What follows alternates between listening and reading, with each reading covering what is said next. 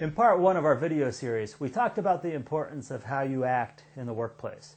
But you can be the most ethical, considerate, loving person in the world, and if nobody knows that you're a Christian, if nobody knows that it's Jesus Christ who is the source and reason for your goodness, then you're what I call a stealth Christian. And people might say wonderful things about you, but you're the one getting the glory and not God. And remember, Jesus once said, if I glorify myself, it means nothing. Well, of course, the other extreme is to talk about your faith all the time, to wear it on your sleeve. And while that might deserve an A for effort, it's not always the most effective way to spread the good news.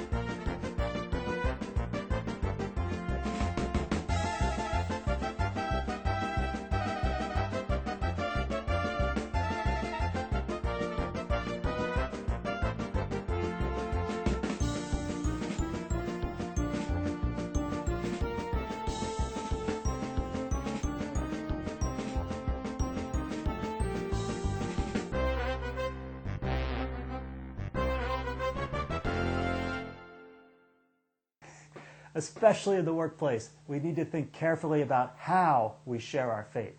We don't want to turn off people who would otherwise be receptive. And the good news is, there's many ways to do this. Non-annoying, not obnoxious, non-offensive. There's many simple ways that you can share your faith in the workplace. I mean, you could leave a book on your desk or a credenza, a book about faith or even the Bible maybe. You could have a Christian radio station on in your car as you drive colleagues to lunch. This is the one I love. If somebody asks about your weekend, we almost always talk about the movie that we saw or the kids' activities. Get in there that you went to church and that it was a positive experience, that the sermon was great, or that the music was awesome, or they told about this cool mission trip or whatever. Invite somebody to church. A lot of times people will say they're looking for the right church, et cetera, et cetera. Just flat out invite them to come to your church if you think they might like it. Another bold idea is, or a bolder idea is, if somebody's telling you about a tough time in their life or a tough time for a loved one, maybe they're facing an illness, maybe there's a death, maybe it's a challenge at work, ask if you can pray for them. Maybe even pray together. Some of you might not feel comfortable doing that, but stretch out of your comfort zone a little. Most people don't refuse prayers for themselves.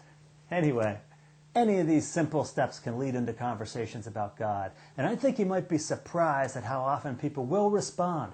People want to talk about spiritual things if approached properly and in the right way. Well, I've thrown out a couple of ideas.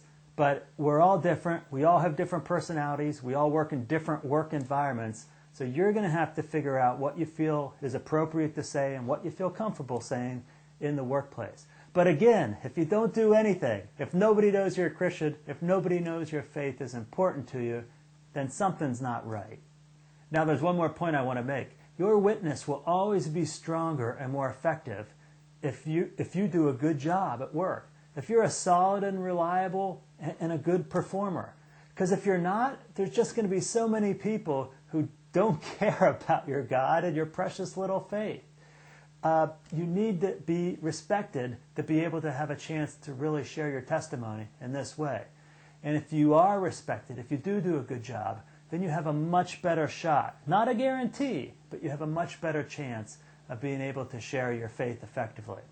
Along these lines, I mean, the higher you go in your career, in your profession, in your job, whatever, the farther you rise, the higher you go, the bigger platform you have, to share the gospel and to share your faith.